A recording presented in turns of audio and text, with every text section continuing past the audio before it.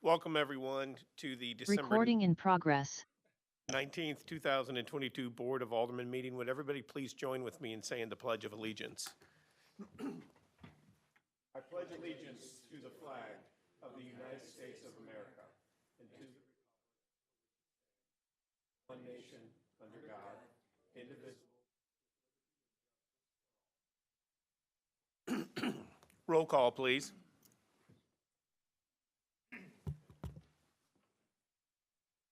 Alderman Plufka. Here. Alderwoman Tice. Here. Alderwoman Sims, absent.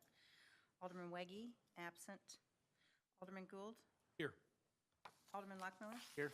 Alderwoman O'Neill. Alderman Shelton. Here. 6 members present, represents a quorum. Okay, thank you. Brings us down to approval or amendment of the agenda. Mr. City Attorney, do we need to make any changes to the agenda?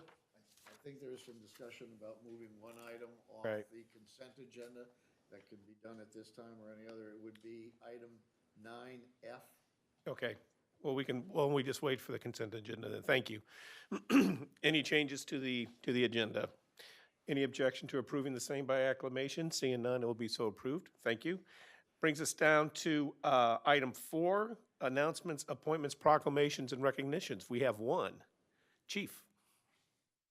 Thank you, Mayor. We'd like to introduce you tonight to our new Brentwood police officer. The officer was hired in lieu of Corporal Lang when Nick Lang left and went to St. Louis County Academy. Divas, can you come up for a second? Divas Alibasic, correct? Sometimes I have a hard time with his last name. Divas came to us from St. Louis City Police Department. He's been here for several weeks. He has already been through his field training.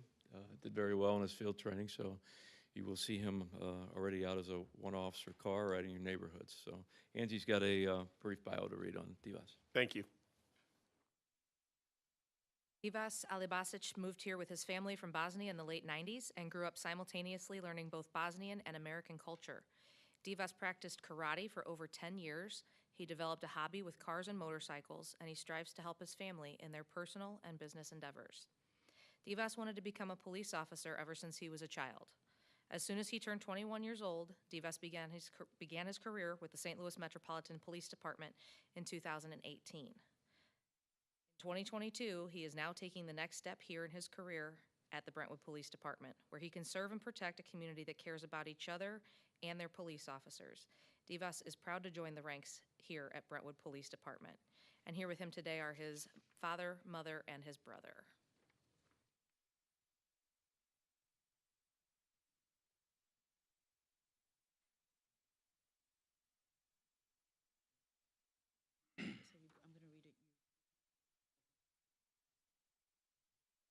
I, Divas Alibasic, I, Divas Alibasic, solemnly swear do solemnly I will support the Constitution of the United States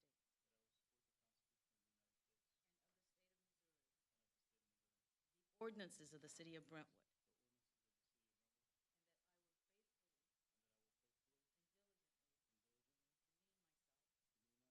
at all times at all times while serving as a police officer while serving as a police officer for the City of Brentwood, for the City of Brentwood, for which I am officially appointed for which I am officially appointed on the 2nd day of November 2022.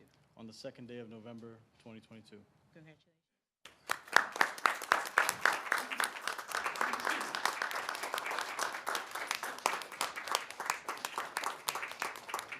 After the mayor comes over, his mom, Rayella, is going to present his badge to the officer and pin it on him.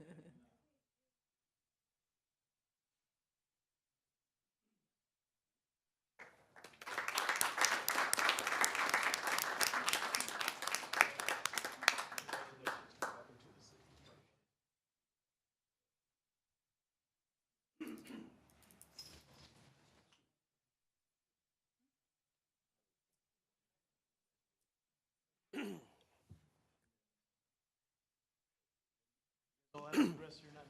Thank Thank you. you, you too. Thank you, congratulations. At least it wasn't like during the.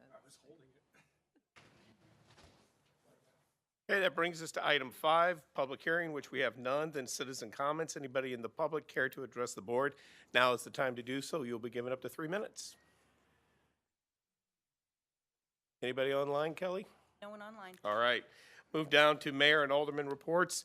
The only thing I have to say is just a friendly reminder that the time for donating to the pillow fight is quickly approaching. The end which I think is December 31st. So if you haven't already, and if you can, go purchase a few pillows and drop them off at the fire department and/or the police department. Alderman Plufka. I have no report. Alderwoman Tice. No report. Alderwoman Sims is gone. Alderman Weggie is gone. Alderman Lockmuller. No report. Alderman Gould. Yes, we have a communications committee meeting tomorrow night at 6 o'clock, right here. Alderwoman O'Neill. No report. And Alderman Shelton. No report. Next up is City Administrator Report. We have 2 items. The first is Brentwood Bound update. Good evening, Craig Schlitter with Navigate Building Solutions. I'll be providing the Brentwood Bound update, going through the typical expenditures, starting with construction costs. Total spend since the last Board of Aldermen meeting was $1,374,740.95. Next is soft costs. $111,659.24 was spent on legal, utility, project management, and material testing fees. There were $20,061.91 spent on property acquisitions, and there were no updates to the funding categories. That's my report. Okay, any questions for Craig? Great, thanks, Craig. Thank you. Next up is investment strategy proposal for operating fund monies. Bull, are you handling this, or is Brad? Brad Lukens is online. Thank you. Kelly's Brad? read it. I am. Hello, Board. Hello. Brad Lukens here, Arbitrage Management Group. I'm the Municipal Investment Advisor for the city. So over the last month or so, Bola and Gina and I have worked closely on some excess general fund money that's been identified as underinvested in what's now a very high yielding investment environment.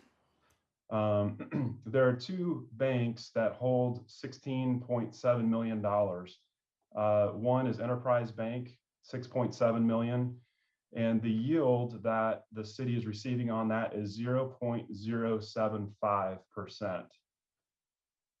The remainder, $10 million, is held at CIBC Bank, and that's earning 0.90%. If those rates were to remain constant, which they're money market, so they won't, but trying to match apples to apples, that $16.7 million will earn the city approximately $95,025 over the course of a year. We're currently in the highest rate environment we have seen since 2007. So it's pretty advantageous to identify funds and have that money invested in suitable permitted investments that the state and the city allow. So we've worked closely together, and Bola and Gina recommended to transfer the $6.7 million out of Enterprise Bank and have that money invested, along with $3 million from CIBC, making a total of $9.7 million to be invested. I've provided a potential portfolio allocation for this money and updated it this evening. I think Bola was able to maybe hopefully provide that to the board. What you have there on page 2 is $7 million to be left at CIBC, liquid for any expenditures that may be needed. That yield, of course, is 0.90%. And then we have an equal amount maturing every month over a 24-month period. So beginning next month in January, all the way to December of 24. So if we go down to the bottom there, your average yield goes from, between 0.75 or 0.90 all the way to 4.27% on that 9.7 million. And over the course of each of these 24 investments, assuming that none of them will be reinvested after they mature, which is unlikely, most likely they will be reinvested. Each of these securities will create interest earnings to the amount of about $501,880. That means about $40,000 of interest earnings on a monthly basis. So when it comes to this money, not any bank can hold securities. This is not a regular savings or checking account. This would be a safekeeping or custodial account that has the ability to hold securities. So we brought this to the Ways and Means Committee 2 weeks ago, and your investment policy recommends that any of the banking institutions that you all use are have a physical location within the state. So the Ways and Means Committee carried a motion to approve the investment of this money, and the request was to identify banks that had a physical location in the state and get their costs. So we were able to do that. We spoke with 5 banks that have locations in the state, and there's a document that hopefully you all have allocating each of the costs for each of the banks. They go in order from least expensive to greatest. UMB at the top.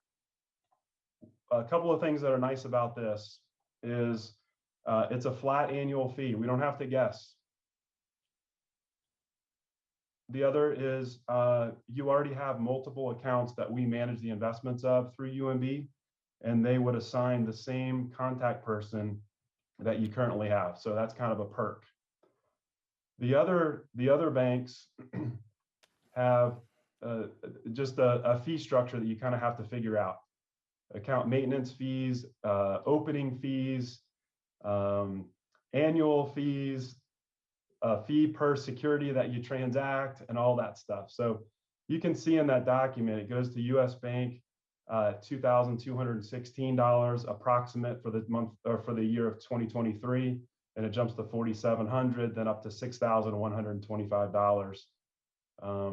So I think that Bola and Gina are comfortable moving forward with the recommendation of UMB Bank to hold custody of the securities. And we wanted to present that to you and answer any questions that the board may have. Alderman Plufka. I don't know that I have a question. Okay. Do you want to start with a motion, or do you? Well, I think we've got, are we Question just going before to, this is under new Yes. business, isn't it? Oh, it is? The agreement Oh, it with UMB is under new business. I see it. But there's an existing agreement with Brad as the city's investment advisor. So no action is really needed at this point here. We're just providing the basis for the action you'll Okay. be taking later. Got it. So if you can look into your crystal ball, if you think there are some questions as this item comes up under new business that you might have for Brad, now would be a great time to do it, so Brad doesn't have to sit around, but otherwise, I think we'll keep him here just in case you do. Yeah, Alderman Lockmuller. Brad, I notice a lot of it's government securities. Do you ever get involved with any commercial paper, or we got limitations on being able to? Oh, Bola and I have had this conversation many times. The city's investment policy allows no greater than 5% of the portfolio to be invested in commercial paper. That is kind of a rarity. Normally, I don't see that low of an allocation. We love commercial paper when we are able to purchase it. And if you notice on that spreadsheet with the blue header, 5 or 6 down, you'll see Toyota Motor Credit commercial paper on there, and you'll see the yield. And it's a very good question because you'll see the yield and you'll know why. So that would just need to be a possible policy change that we could take up? Yes, that's something that you could do, at some point. And down the then, road. could you kind of explain the one paragraph on collateral that's in our policy? Have you, Well, I don't know the particular language that you're speaking of, but typically the way that collateral works is that if you have cash in a regular bank account to exceed $250,000, which is the FDIC limit, it needs to be collateralized with either U.S. Treasury bonds or U.S. government agency bonds to a percentage. It's like 103 or 105% of the total value of the excess. What you're doing here is you're kind of skipping the middleman and you're buying the actual U.S. Treasury bonds or U.S. government agency bonds. all right, well, thank you. Thank you. Okay. Anyone else? All right, then we will move on to the consent agenda. Brad, just hang on in case, because yours is first up under new business. No So problem. I'll hopefully, mute myself until. Okay, thank you. That brings us to the consent agenda. We have 6 items. Any questions about any of those items, first off? Any request to remove any of the items from the agenda? The last one is for the new restaurant, and I'm going to butcher the name, so I'm going to ask our city attorney to pronounce it for me because he did such a wonderful job at the last time that he did. I believe it's Sally Lemon. Okay, Sally Lemon restaurant. We've been trying to work and help them out to get everything in place. They've got a date for a soft opening for this Wednesday. And one thing that remains outstanding is the liquor license. And for you who don't know the policy or understand the procedure on how to get a liquor license, you're with me. But my understanding is that you first have to go to the state to get something, and then the county, and then once those things are done, then you can come to the city. And assuming that they satisfy all the requirements for the city, then the city issues the liquor license. And my understanding is that maybe as of Friday of last week, maybe even as of today, I'm not sure, they don't have anything from the state yet. But again, in an effort to help our new businesses, the thought was to see if this board would be willing to essentially conditionally issue a liquor license. Meaning they would not get the liquor license, it would not go into effect until they have done all those steps that are necessary, which in addition to satisfying all the requirements for the city would also require whatever is necessary at the state level and the county level. Is that fair, Mr. City Attorney? Yes, sir. Okay. So with that being the case, if the board is so inclined, do we need to remove that from the consent agenda and take that up, or can we just take that up now? Might as well take it up Okay, now. It's we'll sort take of- it up now. We're very informal tonight. So if the board is inclined to do that, all we would need is a motion to issue a liquor license to Sally Lemon Mexican Grill to be authorized subject to satisfactory submission of all appropriate license applications and related documents, a satisfactory record check by the Brentwood Police Department, and payment of all license fees required by the Brentwood City Code. So if the board's inclined to do that, then we need a motion to that effect. So moved. Okay. Any discussion on that? Yes, Alderman Lockmuller. So what's our stick? I mean, what, if we issue this license and they don't fulfill everything else, what can we do? It would be, Mr. City Attorney. The motion is authorizing staff to issue that upon receipt of all of the preliminary steps. So the board's part of the issuance is resolved, and it's up to staff to implement it if the applications are completed with the documentation for the other licenses, fees paid, record check completed. Okay. So it only goes into effect if they satisfy to the staff that they've done all these, taken all these preliminary steps.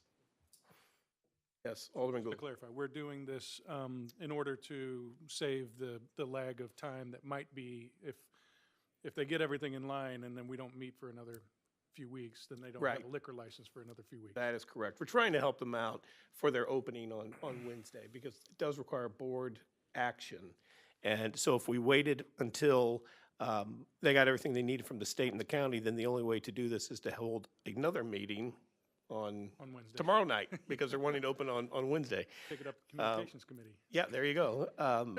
So I don't see any prejudice or any downside to doing it this way, because again, they don't get the license unless they satisfy the staff that they've done everything that needs to be done. So if there's no further discussion, need a roll call on this or voice vote? All in favor? Aye. Aye. Any opposed? Okay, the motion carries. Thank you. That brings us, we have 5 items now left on the consent agenda.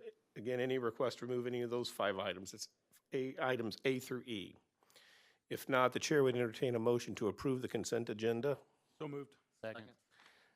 Discussion? Roll call, please. Alderman Plufka? Yes. Alderwoman Tice? Yes. Alderman Gould? Yes. Alderman Lockmiller? Yes. Alderwoman O'Neill? Alderman Shelton? Yes. Motion carries. Thank you. We have no old business. That brings us down to new business. The first up is Bill number 6438. Mr. City Attorney, can we get a first reading by title only, please? Bill number 6438, first reading, an ordinance authorizing a custodial agreement with UMB Bank. Thank you. So essentially, this is well, Brad Lukens was talking about earlier. Yes. And we would like to, did you have a question? I was gonna make Okay. We would like to have a second read on that tonight, so. So moved. Second. All right. Any discussion on the motion for second read? All in favor, please indicate by saying aye. Aye. Any opposed? Motion carries. Mr. City Attorney, can we get a second read by title only, please? Bill number 6438, second reading and consideration for adoption, an ordinance authorizing a custodial agreement with UMB Bank. Chair would entertain a motion to perfect Bill number 6438 into ordinance form. Second. All right. We've got a motion by Alderwoman O'Neill, seconded by Alderman Shelton. Any discussion? Roll call, please. Alderman Plufka? Yes. Alderwoman Tice? Yes. Alderman Gould? Yes. Alderman Lockmiller? Yes. Alderwoman O'Neill? Alderman Shelton? Yes. By a vote of 6-0, Bill 6438 will become ordinance number 5069. Thank you.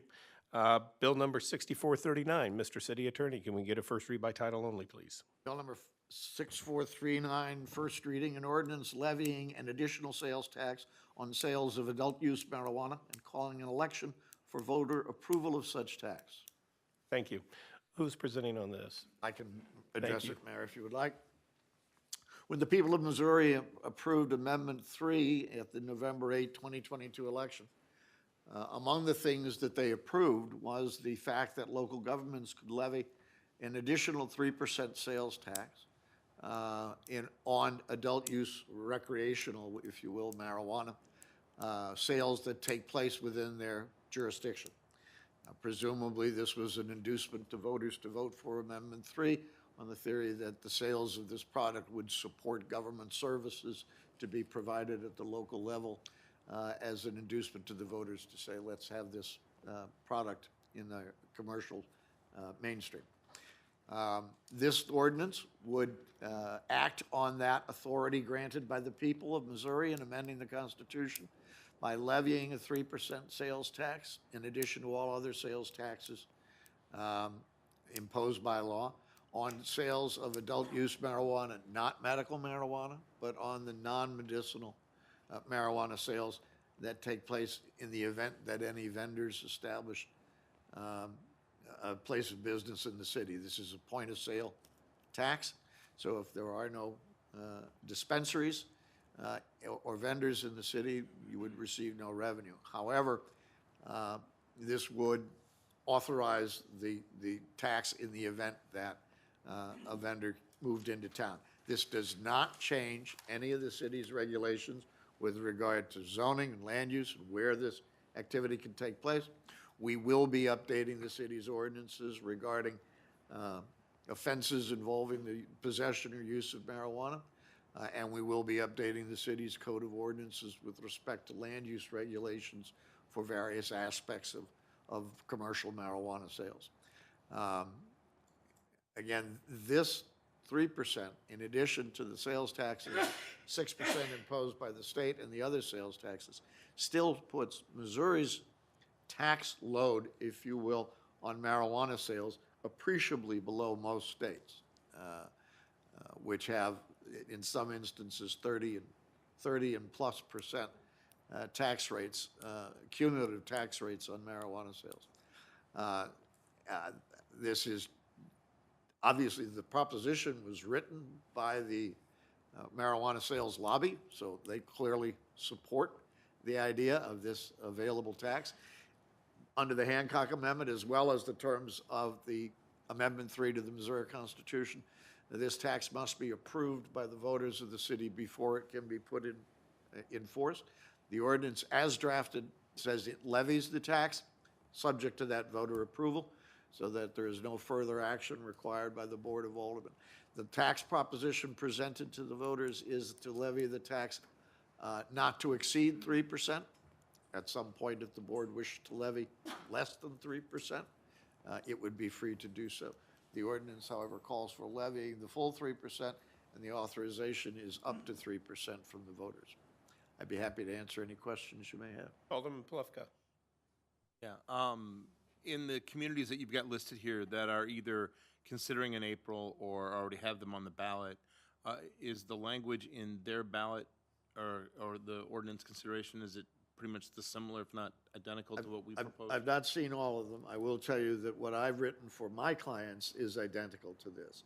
There is another version which the Missouri Municipal League has circulated, which uses the term adult use marijuana. I prefer this language because this is the exact language in Amendment 3 that describes the tax.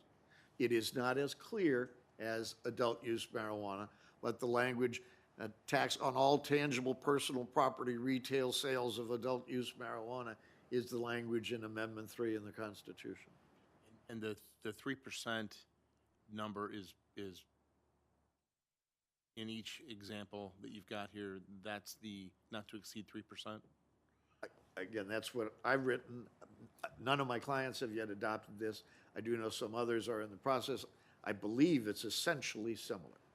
One of the reasons also, if I may, when you mention the other communities, is because a lot of communities are going onto the ballot in April, there is a benefit to the electorate in Brentwood that they will be hearing news attention and campaigns associated with this issue in nearby communities, and will facilitate their becoming acclimated to the proposition, what it means, and why it's before them, so that will help with the voter education in that regard, but benefit from the general public discourse on the subject.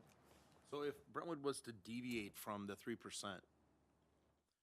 is that something that could be attacked on a constitutional basis, on the idea that we are attempting to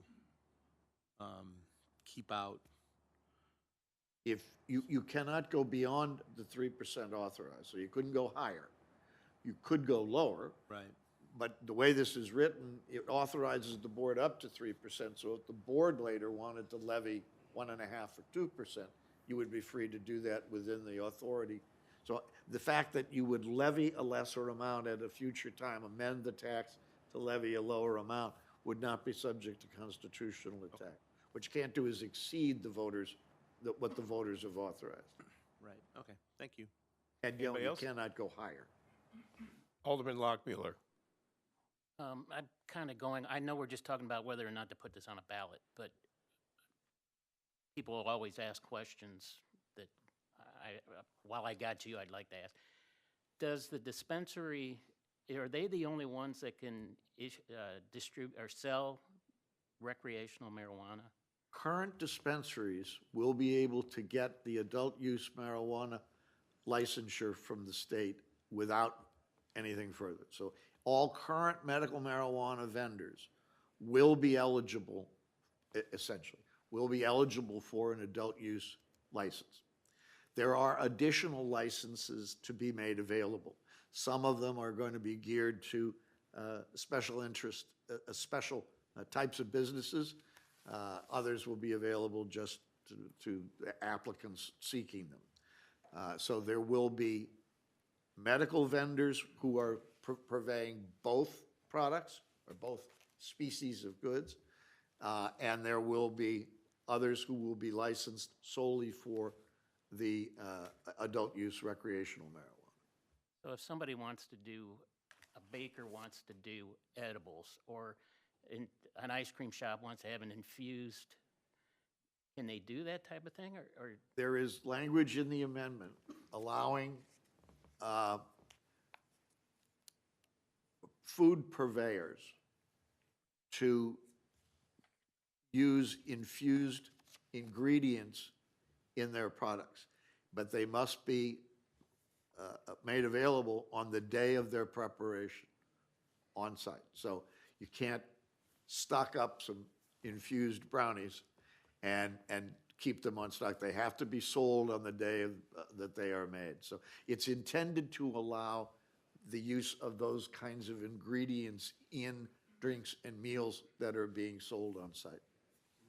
3% out of those, or are they ingredients?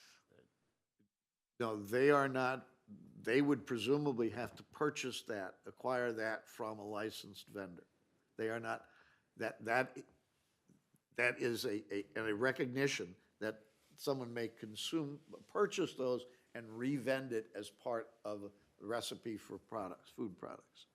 I get a lot of complaints about how pungent some marijuana is. Does our smoking laws have to be updated, our ordinance have to be updated? We will, yes, sir. That'll be among the things that we will be coming in to tweak your ordinances to accommodate the legality of this product.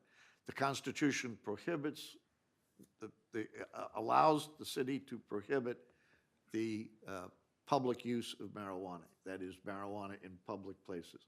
I would suggest that if you establish regulations essentially akin to your smoking regulations, it would seem logical. Thank you. Okay, anybody? Yeah, Alderman Gould. A little bit of a follow-up of Alderman Plufka's line of questioning.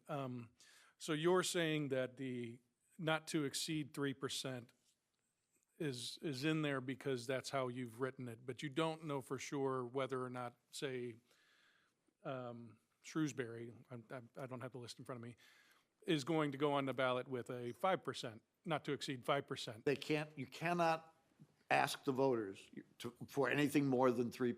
Okay, so that's been established as a benchmark as. That's in Amendment 3. I got it, okay, understood, thank you. Anyone else? Yes, just make sure. I'm not so concerned with the percentages. I'm having trouble with the whole idea behind this, that we don't look at liquor as something that we're adding extra taxes to. We have the business license, we have whatever else sales tax. But if you look at marijuana as a drug and liquor as a drug, we're taxing one but not the other. I'm not sure philosophically how I feel about this. It's probably up to the voters to decide what they want to do if we put it on the ballot, but it just seems as though we're pointing out something and looking for potential problems before we know that they're there. It is not my role to address the policy question that you raise. I will point out, however, that under the Hancock Amendment and under the Constitution and laws of Missouri, the city of Brentwood is only authorized to levy taxes that the state authorizes us to levy. All right? And the voters of Missouri have chosen to approve an additional 3% local sales tax on this product. They have not chosen to authorize additional sales taxes on other products some might consider similar. So it is here because the voters of Missouri said it's okay to levy this tax. Okay. Alderman Plufka. Isn't the state of Missouri, we do tax alcohol, though. I mean, we tax alcohol by the barrel, we tax it by the bottle. So alcoholic beverages are taxed separately and in addition to other taxes in the state. In the I state have no of Missouri. idea. I'm almost positive that's true. The state levies Yeah. appreciable taxes on, Right. on alcohol Right. products. Correct. This is just a different taxing source, but it's still an additional tax. Yes. Based on the nature of the beverage. in that case. 4.225% applies to the purchase of liquor. Okay. Any other questions? If not, we will take this up for a second read at the next Board of Aldermen meeting. That brings us to Bill number 6440. Can we get a first read by title only, please? Bill number 6440, first reading, an ordinance approving a final subdivision plat, 9321 Litzinger subdivision of parcels located at 9321 Litzinger Road, facilitate the purchase of 4 acres from Mount Calvary Lutheran Church of Brentwood to the city of Brentwood for the purpose of a park open space. Thank you. And Bola, who's presenting on this? Eric?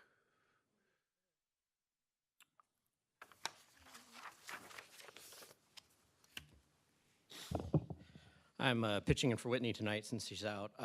The subject of the ordinance is pretty much the whole purpose of the ordinance, and so we need to subdivide the plat in order to record the plat with St. Louis County for then be able to purchase the plat. This did go to Planning and Zoning Commission last Wednesday, and it was approved 7-0. Any questions? If not, we would like to have a second read on this tonight. So moved. Second. Any discussion on that motion? All in favor? Aye. Any opposed? Motion carries. Thank you. Mr. City Attorney, can we get a second read of Bill 6440 by title only, please? Bill number 6440, second reading and consideration for adoption. An ordinance approving a final subdivision plat of 9321 Litzinger subdivision of parcels located at 9321 Litzinger Road to facilitate the purchase of 4 acres from Mount Calvary Lutheran Church of Brentwood to the city of Brentwood for the purpose of park open space. Thank you. Chair would entertain a motion to perfect Bill number 6440 in ordinance form. So moved. Second. All right, any discussion? Roll call. Alderman Plufka? Yes. Alderwoman Tice? Yes. Alderman Gould? Yes. Alderman Lockmiller? Yes. Alderwoman O'Neill? Yes. Alderman Shelton? Yes. Let's see. Bill, by a vote of 6-0, bill number 6439 will become ordinance, 6440 will become ordinance 5070. Sorry, I got my numbers mixed up. Thank you. That brings us to the final item, Bill number 6441. Can we get a first read by title only, please? Bill number 6441, first reading, an ordinance authorizing and retaining a strategic government resources for executive recruitment services for the position of finance director and controller. Jason? Jason?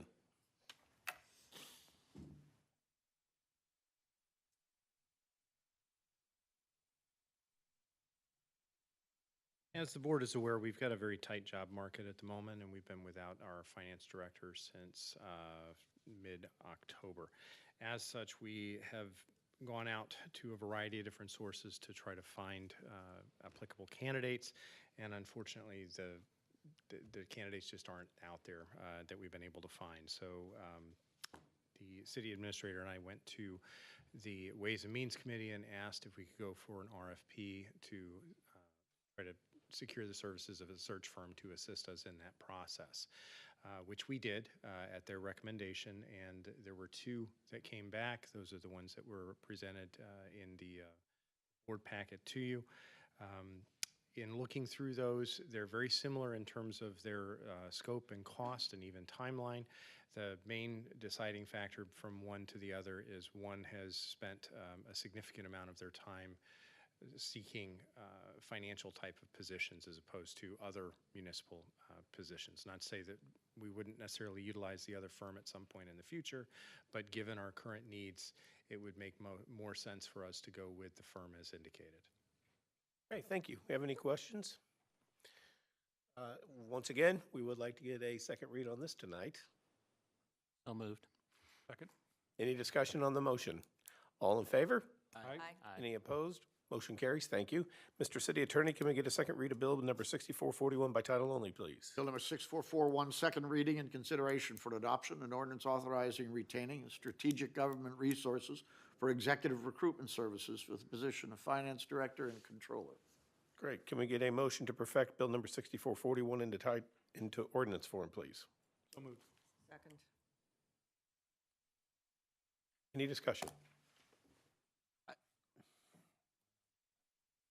I'll just, I almost asked the question at the last. So the fee not to exceed $24,900, I guess $29,150 altogether.